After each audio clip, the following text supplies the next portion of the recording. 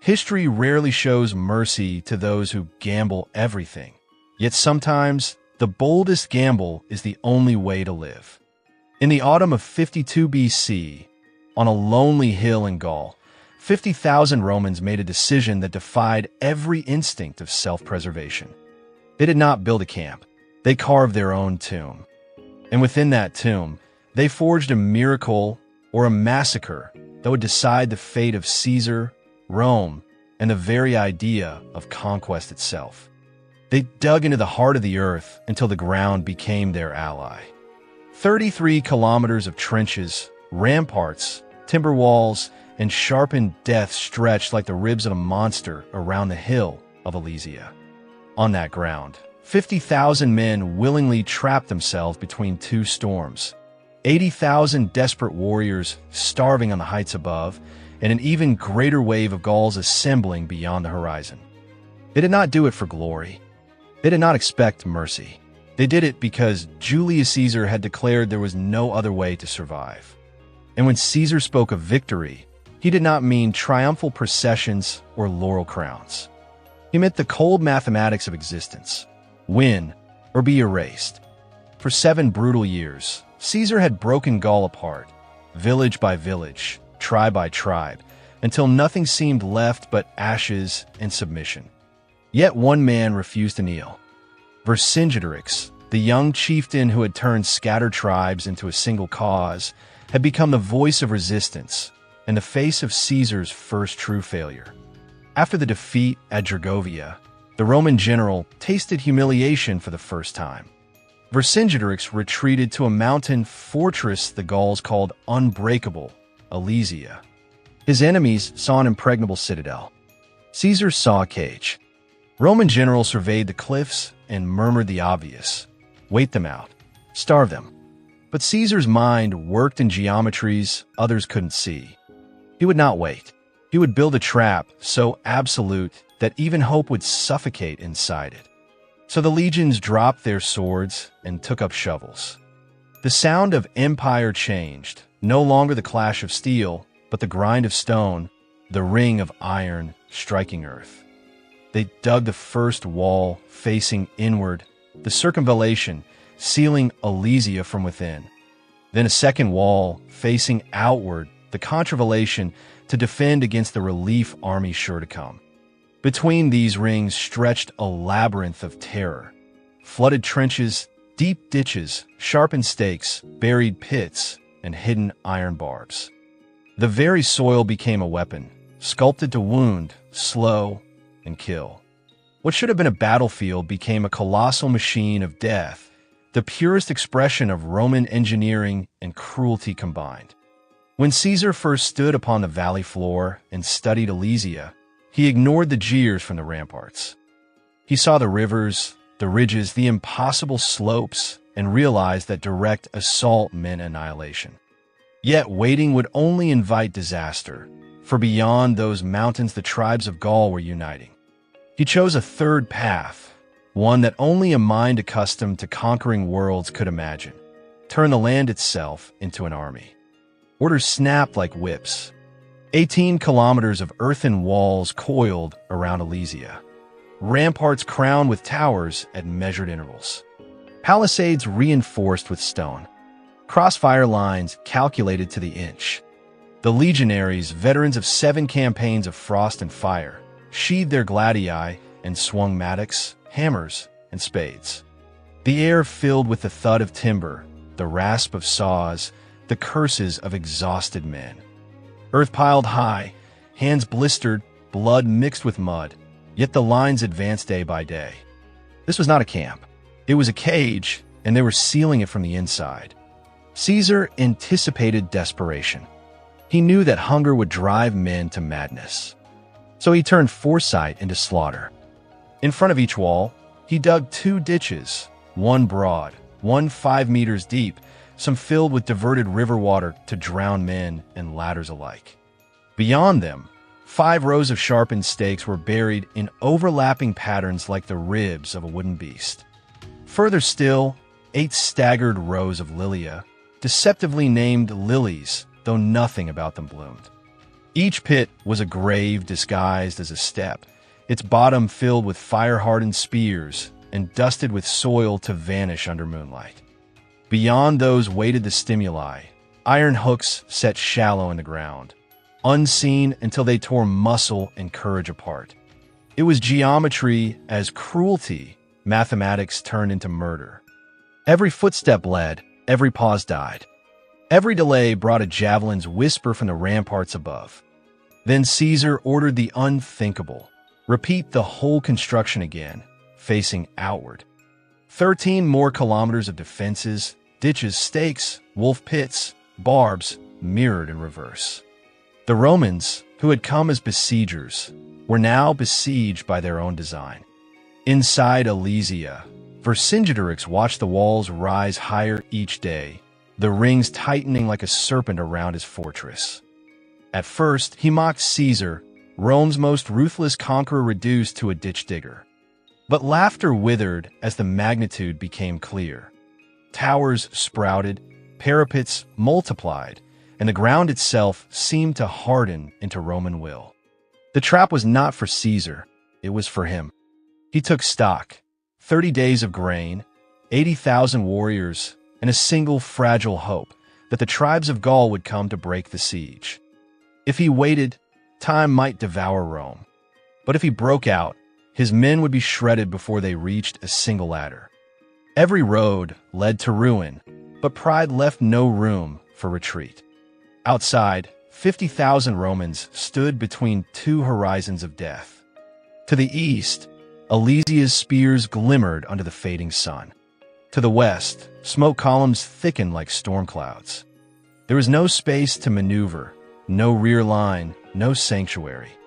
Only a narrow corridor of earth between two walls, a no-man's land where survival would depend not on strength, but on precision, unity, and sheer will. Caesar tightened the machine. Archers from Crete took their marks. Balearic slingers oiled their pouches. Engineers calibrated the torsion of their ballistae and scorpions. Centurions inspected every tower, counted every javelin, tested every ramp. Rations were halved. Stakes were sharpened again. The legionaries memorized the killing fields they had created, the places where ladders would snap, where cavalry would sink, where the air itself would become a storm of iron. Night descended upon two sieges in one. The valley breathed like a living thing, groaning timber, creaking ropes, the soft trickle of diverted rivers into ditches. Torches flickered against the ramparts, casting the shadows of men who no longer looked human, but forged, hammered, molded by the same will that built their walls. And from the ridge above, the horns of Gaul answered the Roman trumpets like thunder challenging iron. Alesia was no longer a fortress. It was bait, and the Romans were buried alive beside it, waiting to see which side would shatter first. Time itself had become Caesar's most merciless ally. Inside the hill fort, ration tables shrank, granaries turned hollow, and horses vanished from the stables, returning only as bones boiled for broth. Water was measured in sips, breath, and prayers. 80,000 warriors could roar like gods, but they could not eat sound. Councils gathered in whispers. Hope turned brittle, breaking beneath the single question that haunted every corner of Alesia. When will the relief army come? Inside the Gaulish stronghold, the council of chiefs gathered in dim torchlight. The air was thick with the scent of sweat, fear, and hopelessness. Men who once dreamed of freedom now stared at one another with the eyes of prisoners. And then, from one corner of the hall, a voice broke the silence, soft at first, but heavy with the kind of thought that should never be spoken aloud. If the warriors are to fight, someone else must starve. No one wanted to say the word, but everyone understood it. The ancients had known it too, the last horror hidden in the drawer of despair, cannibalism. It wasn't a plan, it was blasphemy. Vercingetorix knew that even a rumor of such a thing would tear apart everything he had built. His rebellion had been more than a war. It was a myth, a faith, a promise that Gaul could stand as one people under one fire. If that fire turned inward, it would consume itself. So he refused. But his refusal was not mercy, it was calculation. If the army was to endure, it would do so by sacrifice. He ordered that all who could not fight, the old, the sick, the women, the children, were to be driven out of the fortress. The gates opened, not for victory, but for exile. Thousands stumbled down the hill, hollow-eyed and barefoot, clutching infants and the remnants of hope. They crossed the scraped no-man's land between the fortress and the Roman lines, the valley where even grass dared not grow. They raised their hands toward the wooden palisades, begging for bread, for water, for life. They offered themselves as slaves, as servants, anything to escape the slow death waiting behind them. On the ramparts, 50,000 Romans stood motionless, eyes fixed on the misery below. The order had not yet come. Some soldiers murmured, others looked away. Then came Caesar's decision, not shouted, not argued, but spoken like iron. No one passes. His rations were already low. His men were living ghosts between two sieges. To feed these refugees was to feed Alesia. To let them back in would strengthen Vercingetorix. To take them captive would cost time, manpower, and blood, the very things Caesar no longer had to spare. So the order stood. The valley would be their grave. Patrols pushed back those who crawled under the stakes. Archers aimed, not to kill, but to warn. And so the human tide stopped, trapped between two merciless walls, one Roman, one Gallic. Days stretched into nights. The cries weakened, then broke into silence. The valley filled with a kind of sound that haunts memory, the sound of thousands dying without a single blade drawn. Both armies watched. This was not war. It was a lesson. Caesar was teaching the world what it meant to challenge Rome. No bargains, no gods, no mercy, only outcomes. Even Vercingetorix's most loyal chiefs began to curse necessity itself. His authority bled away, not in battle, but in silence. Inside the Roman lines, hardened veterans clenched their jaws. They had slaughtered men in ditches, crossed mountains in snow, and burned towns to the ground. But this, doing nothing, was the hardest order any of them had ever obeyed. And as the nights grew longer, another kind of torment came. The Gauls began testing the Roman lines, small, probing assaults meant to find weakness. Bands of warriors charged under moonlight, hurling torches and fasces into the trenches to fill them, trying to map where the hidden pits, the Lilia, waited. Roman archers answered with silent precision. Slingers stitched the air with whistling stones. The machine Caesar had built began to hum, alive in the dark. Men screamed as they fell into pits they couldn't see. Stakes tore thighs, hooks ripped feet. The Romans answered with javelins that arced like meteors, falling from the stars themselves. When the attacks faltered, quiet returned, broken only by the moans of those who lay trapped between two armies, too weak to rise, too proud to beg again. Then came the trembling. At first, it was distant, a vibration beneath the soil. Then rumor turned to rhythm, rhythm to thunder.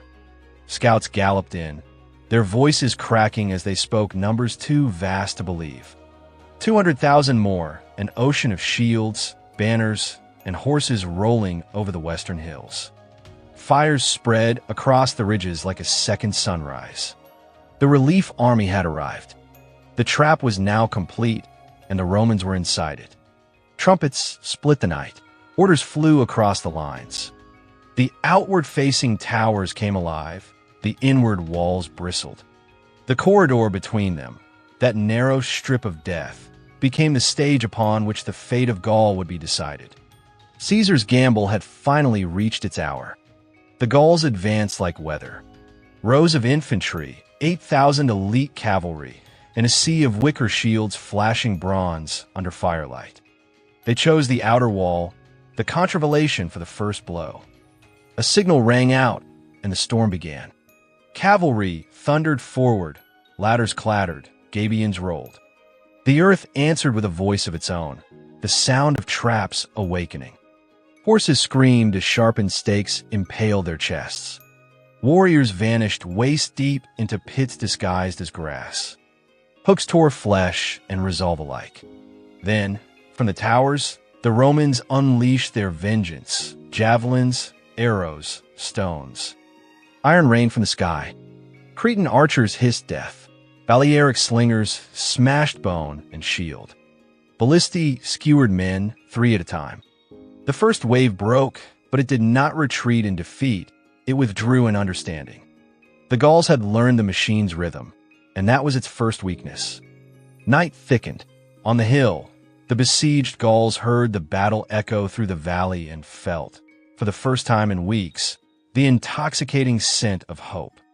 Inside Alesia, fires flared to life. Ladders were prepared, axes sharpened, bundles of brush stacked high.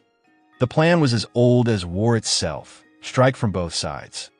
The relief army from without, Vercingetorix from within. Crush Rome between hammer and anvil. As darkness fell, the horns of Gaul and the trumpets of Rome sang to one another, echoing through the valley like a dirge. Then came the storm. Under cover of night, the outer Gauls advanced with shields raised, filling ditches one bundle at a time, their comrades falling silently beside them. And at the same hour, the gates of Alesia burst open. Starving warriors poured downhill, gaunt, furious, eyes blazing with hunger and faith. They were too weak to run, yet too desperate to stop. They didn't attack to kill, they attacked to build bridges of their own bodies across death. Men hurled themselves into pits so others could walk upon them. The Roman machine was designed to break armies, not fanaticism. In the narrow corridor between the walls, Caesar's legions fought back to back. One line faced outward, the other inward. Arrows met ladders, stones met flesh. The air filled with smoke, dust, and iron. Centurions ran the walkways, shouting names, redistributing javelins, plugging holes with orders and courage. Hold the line. Replace him. Strike as one. The rhythm of battle became mechanical: draw, loose, stab, step, replace. The ground turned to clay under their feet, darkened by blood and trampled by sandals until it gleamed like glass under torchlight. Caesar rode the corridor like a ghost wrapped in crimson. His cloak was not just a garment, it was a signal, a living banner cutting through the chaos. He rode where the lines buckled, where screams rose, where ladders bit into wood. He did not swing a sword. He didn't have to. One nod from him was enough to ignite a legion. One shouted phrase, "There is no after if we fail here," was enough to steady the trembling hands of men who had already accepted death. Hours lost their meaning. Time stretched, elastic and cruel. On the outer wall, the relief army's second and third assaults bogged down, the traps devouring faster than they could refill. On the inner wall, the besieged clawed through their own dead, scaling the pits, the ditches, the sharpened hell. They reached the palisade. Hands found wood. A ladder hooked the rampart. A centurion shattered it with an axe, only to be dragged down, torn apart for his victory. Every gate became a throat that could choke or swallow legions. By the time the moon sank, both sides swayed with exhaustion. The horns called retreat. The outer fields were littered with bodies, the inner trenches clogged with the dead. The Romans did not cheer. They simply breathed, the breath of men who had survived another hour in hell. They reset their javelins. They repaired their walls. They waited for dawn, for the hour when the true test would come. Because Caesar knew what every engineer, every soldier, and every god now understood. There was one place where his machine was weakest, the northern hill. Too steep for double walls, too high for comfort, too fragile to fail. And as the first light touched the horizon, Caesar turned his eyes north. He could already feel the storm gathering. Roman scouts rode back at first light, their horses lathered, their faces drained. They brought the news every engineer had prayed would never be spoken. The weakness was real, the north. There, Where the terrain rose too steeply and the soil too hard, Caesar's defenses had been forced into compromise. Only a single wall and a shallower ditch guarded the slope, not the deep, interlocking defenses that circled the rest of the valley. It was a place held together by faith, fatigue, and the hope that no enemy would find it worth testing. Now, that hope was gone. In the camp of the relief army, firelight gleamed on bronze. Around a great circle of chieftains, a new leader rose, Vercingetorix, cousin of Vercingetorix, commander of 60,000 chosen blades. He listened to the scouts, then gave orders that carried like whispers through the night. His host would march wide behind the Roman lines, unseen, and when the sun reached its height, it would fall like thunder upon the northern camp, the single weakness in Caesar's iron labyrinth. The plan was elegant in its brutality. From within Alesia, Vercingetorix would strike in unison. 2 armies, 2 hammers, crushing Rome between them. For Gaul, this was no longer merely a siege. It was destiny's last wager. As the Gaulish army moved through the darkness, the valley below seemed to hold its breath. Even the Romans sensed the coming storm, that particular stillness that lingers before the world breaks. At noon, the hills to the north erupted. Vercingetorix's warriors came pouring down the slope like an avalanche of metal and fury. Trumpets screamed, dust filled the air. They didn't waste themselves on the deadly pits or sharpened stakes. They aimed straight for the weak point, the ramp roads, and the single gate of the northern camp.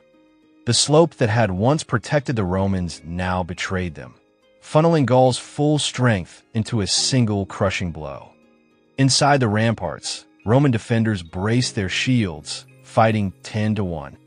The air turned white with dust and arrows. Pilum after pilum flew until the soldiers threw more prayer than iron. The line began to buckle. Standards wavered. Men shouted not words, but sounds, the guttural noise of fear grinding against duty. Then came the answering roar from the opposite ridge. The gates of Alesia burst open, and Vercingetorix unleashed his last storm. 80,000 half-starved warriors flooded downhill, screaming not for victory, but for release. They didn't climb over Caesar's traps, they drowned in them. Bodies piled into ditches until they formed bridges of flesh.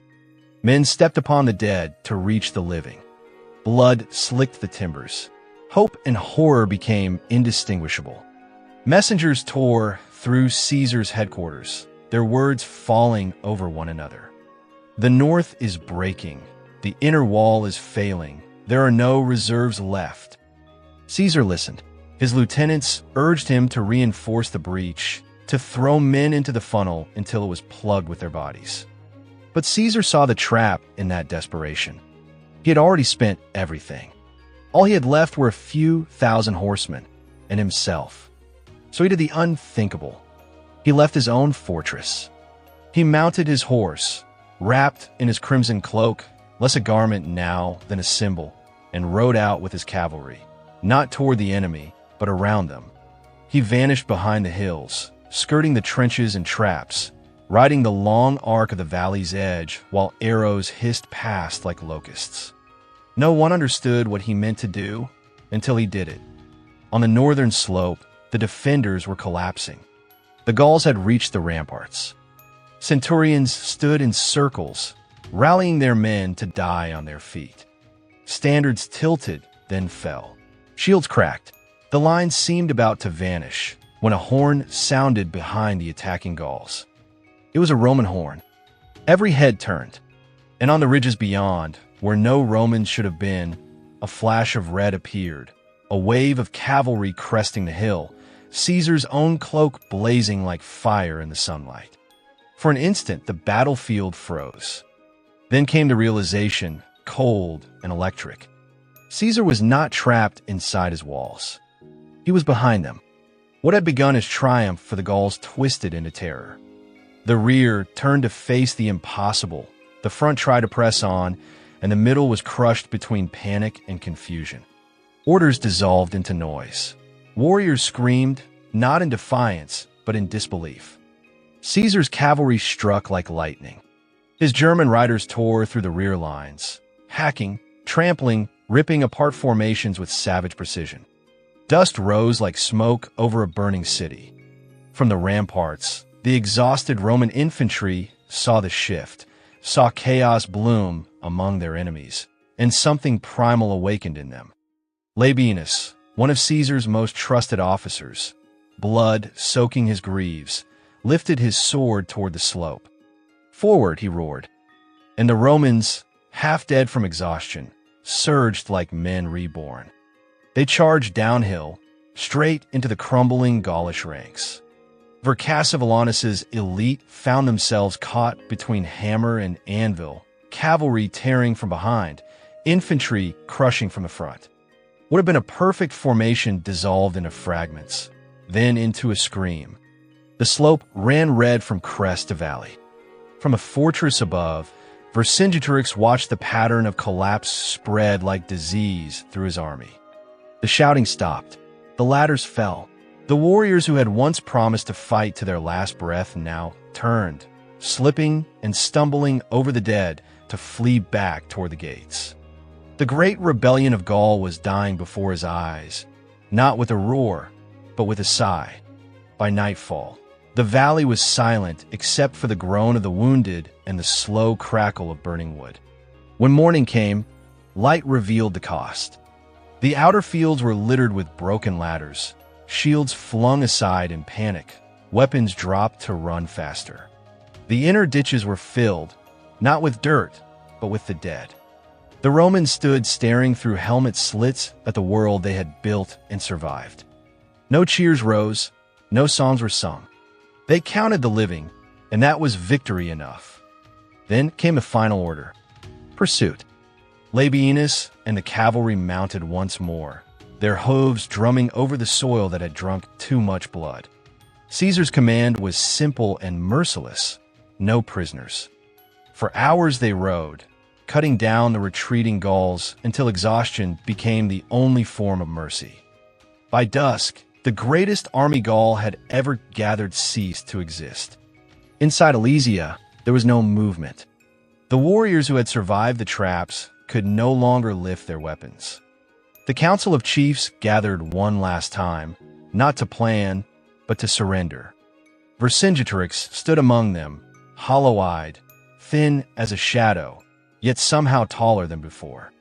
He admitted what all men knew. "This war," he said, "was never for my glory. It was for the freedom of our people. And I have failed." He offered his life to save theirs, not as a plea, but as an act of faith. A messenger rode to Caesar's camp. Caesar ordered a platform built before the inner wall. He would not walk to Alesia. Alesia would walk to him. At dusk, 50,000 legionaries stood in silence, a human monument of discipline and fatigue. The gates opened, and from a fortress came one rider. Vercingetorix, his armor polished to myth, his crest proud, his horse trained to move with solemn grace. He crossed the valley alone, past the bodies of his people, past the bones of the civilians his council had once cast out, past the pits that still oozed with blood. Before Caesar's platform, he halted, dismounted, unbuckled his sword, and laid it at the Roman's feet. Then he removed his helmet, his shield, his very name. The king of a united Gaul knelt. Caesar said nothing. The silence was the verdict. A gesture, and the guards took him away. He would rot in chains for years, paraded through Rome as a trophy before dying beneath the shadow of Caesar's triumph, a human jewel reserved for a crown. Aftermath and legacy. What followed was not peace, but transformation. Caesar declared all survivors of Alesia the spoils of victory, one slave for every legionary. The spoils of Gaul, its gold, its grain, its temples, poured into Roman hands. Those who had dug their own graves and stood inside them were rewarded not with medals, but with wealth and loyalty that no senate could match. The legions of the Republic became something new, a machine of professionals, bound not by patriotism, but by allegiance to Caesar himself. In Rome, News of a victory did not soothe the Senate. It terrified it. Pompey and the old men of power looked north and realized that Alesia had never truly been about Gaul. It had been about Caesar and what he had become. Those 33 kilometers of trench, timber, and sharpened death were not just fortifications. They were a message carved into the earth itself. This is what I can build. This is what I can destroy. Do you think your walls will stop me? Years passed. The valley greened over. Wood rotted. Trenches softened. Grass covered the pits. But the idea of Alesia endured, not as a ruin, but as a revelation. It marked the end of the old world, of battles fought by honor and courage, and the birth of a new one, a world ruled by systems, logistics, and calculation. The age of heroes ended here. The age of machines began. And one day, standing before a small Italian river called the Rubicon, Caesar would remember Alesia, the feeling of having built an empire from earth and will alone, and he would understand that what was buried in Gaul could be reborn in Rome itself. The true enemy had never been the tribes of the north. It had been the fear waiting in the Senate halls to the south. Vercingetorix would die in chains, paraded through the marble streets to the cheers of the same people who once feared his name. But his spirit would remain, a shadow upon the valley of Alesia, eternal and unbroken. For here, on this ground, Julius Caesar buried himself alive between two armies and rose from the earth not as a man, but as a force. And if you have made it this far, you've walked through the heart of that valley, where 33 kilometers of earth, will, and impossible resolve reshaped the destiny of the ancient world.